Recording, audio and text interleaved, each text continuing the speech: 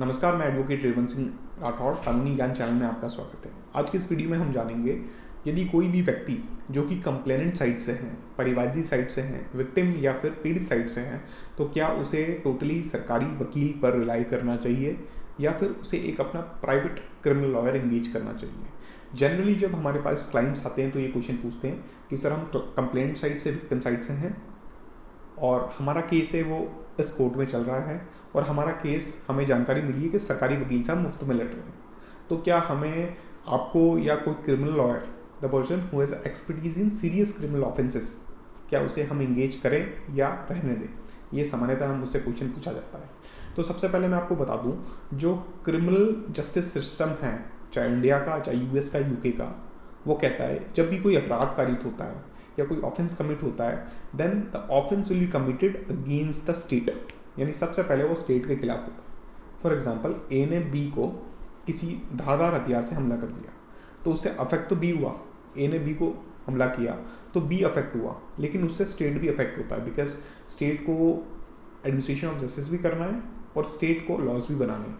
तो जो लॉ को वायलेट करेगा तो स्टेट की लॉ की स्टैंडर्ड आ जाती है, यानी स्टेट भी इसमें एक पार्टी इन्वॉल्व हो जाती है। और स्टेट्स हमेशा विक्टिम के साथ होती है, कंप्लेनेंट के साथ होती है। तो एक साइड तो हो जाती है कंप्लेनेंट, विक्टिम और स्टेट की, और एक साइड हो जाती है डिफेंस की, यानी एक्यूज्ड की। तो जनरली दो साइड होती है किसी भी क्रिमिनल ट्रायल में। तो एक्यूज्ड साइड होती है, जो डिफेंस साइड होती है, तो एक्यूज अपना वकील करते हैं, डिफेंस का वकील करते हैं। और जो प्रोसिक्यूशन साइड है, तो प्रोसिक्यूशन साइड स्टेट रिप्रेजेंट करती है और विक्टिम को भी स्टेट रिप्रेजेंट करती है एज अ सरकारी वकील के माध्यम से। सरकारी वकील यानी पीपी साहब, जिन्हें आप कहते हैं, एपीपी कहते हैं, प्रोसिक्यूशन अफसर कहते हैं, एडीपीओ कहते हैं, या एपीपी नाम से नहीं आप जानते हैं। तो कंप्लेनेंट साइड या विक्टिम साइड हमसे आके पूछती है, क्या हम सरकारी वकील के भरोसे रह लें या फिर एक प्राइवेट लॉयर भी इंगेज कर रहा है हमारे केस में।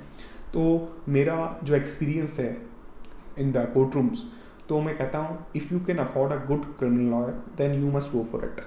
यदि एक आप अच्छा वकील, the person who has expertise in serious criminal offences, यदि अफोर्ड कर सकते हैं, so you must go for it. आपको हमेशा इसके लिए जाना चाहिए। एक प्राइवेटली आपको लॉयर इंगेज करना चाहिए, चाहे आप विक्टिम साइड से हो, कंप्लेनेंट साइड से हो, चाहे आपका केस सरकारी वकील साहब लड़ रहे हैं, तो भी आपको एक प्राइवेटली एक वकील साहब को इंगेज करना चाहिए, जिनको कानून की समझ अच्छी हो, उस एक्ट की समझ अच्छी हो, एविडेंस की समझ अच्छी हो, और जो कि सीआरपीसी था, बीएनएसएस जो अभी है, उसकी समझ अच्छी हो। बिकॉज जैसे ही आप एफआईआर करते हैं, परिवाद आप पेश करते हैं, उस समय से लेके अंतिम समय तक आपको एक प्राइवेट लॉयर है वो काफ़ी ज़्यादा सपोर्ट करता है और वो केस को जितवाने में अपनी सारी मेहनत करता है। क्योंकि एपीपी साहब जो होते हैं या फिर जो सरकारी वकील साहब होते हैं, उनके पास एक कोर्ट में करीब 400-500 फाइल्स होती है, तो उन पर प्रेशर्स बड़े माउंट अप होते हैं और वो सैलरीड ऑफिसर हैं। They got remuneration from the state government, what ever the amount will be, it will B 70,000-80,000 जो भी है, वो पर मंथ बेसिस उन्हें मिलता है, पर फाइल उन्हें कुछ नहीं मिलता। उनके पर्सनल इंटरेस्ट नहीं होते फाइल्स में।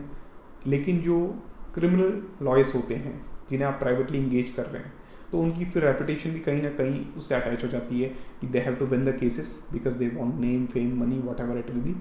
तो आप हमेशा ट्राई करें कि एक प्राइवेट वकील साहब को इंगेज करें, क्योंकि जब बेल आर्गूमेंट्स होंगे, एक्यूज साइड जो सामने वाली पार्टी है, डिफेंस साइड है, वो जब बेल आर्गूमेंट्स करेगी, बेल लेने के प्रयास करेगी, तब आपके जो वकील साहब हैं वो बेल रिफ्यूज़ करेंगे। वहाँ पे वो केस को प्रेजेंट करेंगे कि that are the citations of the authorities in which Supreme Court or Honorable High Court refuses the bail in this kind of cases।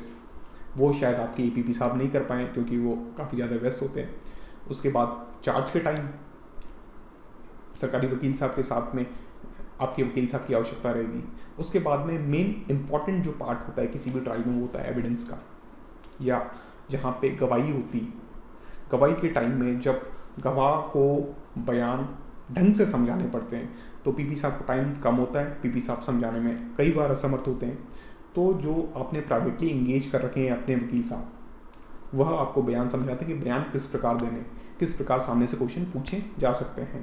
एक आपकी रिहर्सल टाइप हो जाती है उससे, जिससे आपका थोड़ा कॉन्फिडेंस बूस्ट होता है और आप अच्छे बयान कोर्ट में देते हो। आपके वकील साहब या डिफेंस लॉयर जो आपने प्रोसिक्यूशन साइड से, अब्यूजन साइड से कर रखे हैं, उनकी यदि एविडेंस पे समझ अच्छी है तो वो एविडेंस में भी आपको काफ़ी ज़्यादा कॉपरेट या हेल्प कर सकते हैं।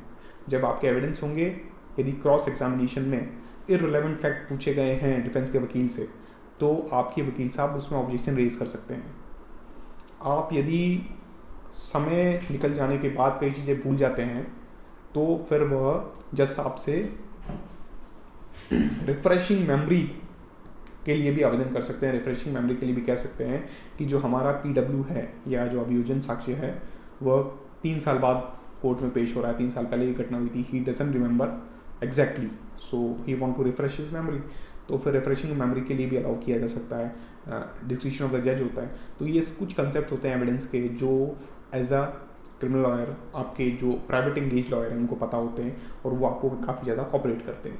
फिर एक मेन स्टेज आती है, वो होती है फाइनल आर्गूमेंट्स या फिर केस का प्रेजेंटेशन की। APP साहब उस फाइल से ग्रो थ्रू ईजिली नहीं हो पाते हैं, उन्हें उनके फैक्ट्स सर्कमस्टांसेस उन्हें नहीं पता होते, तो आपने जो प्राइवेटली इंगेज कर रखे हैं लॉयर, उनको आपकी फाइल का चप्पा चप्पा पता होता है, उनको पता होता है FIR कब हुई, कैसे हुई, किन सर्कमस्टांसेस में हुई। डिलेड FIR है तो रीजंस ऑफ डिलेड FIR क्या है, इतनी दूर पुलिस स्टेशन था, he will mention the reasons कि FIR लेट हुई है, क्यों हुई है, एक दिन बाद हुई है तो क्यों हुई है। तो ये सारे रीजंस, साथ में कुछ एविडेंसेस, यदि कोई विटनेस हॉस्टाइल हो रखे हैं तो उसके भी ऊपर वो अथॉरिटीज़ लेके आते हैं, साथ में honourable supreme court, honourable high court के अथॉरिटीज़ लाते हैं कि यदि हॉस्टाइल है तो भी कन्विक्शन हो सकता है। तो इस प्रकार के वो आर्गूमेंट्स करते हैं जो बहुत ज़्यादा हेल्पफुल होते हैं प्रोसिक्यूशन साइड के लिए। तो आपको हमेशा ट्राई करना चाहिए कि आपको हमेशा कंप्लेनेंट विक्टिम साइड से प्राइवेटली वकील साहब को एंगेज करना चाहिए। इससे आपके केस के जीतने की संभावना बहुत ज़्यादा बढ़ जाती है, कन्विक्शन के जो चांसेस होते हैं बहुत ज़्यादा बढ़ जाते हैं। तो यदि आपने अभी तक मेरा चैनल सब्सक्राइब नहीं किया है तो प्लीज़ आप चैनल को सब्सक्राइब कर दीजिएगा। और यदि आप क्रिमिनल लॉ या फिर क्रिमिनल मैटर के रिगार्डिंग कोई भी कंसल्टेशन चाहते हैं या सर्विस मैटर के रिगार्डिंग कंसल्टेशन चाहते हैं तो नीचे डिस्क्रिप्शन बॉक्स में मैंने मेरे नंबर दे रखे हैं, वहाँ पे कांटेक्ट करके आप अपना मैटर कंसल्ट कर सकते हैं। Thank you.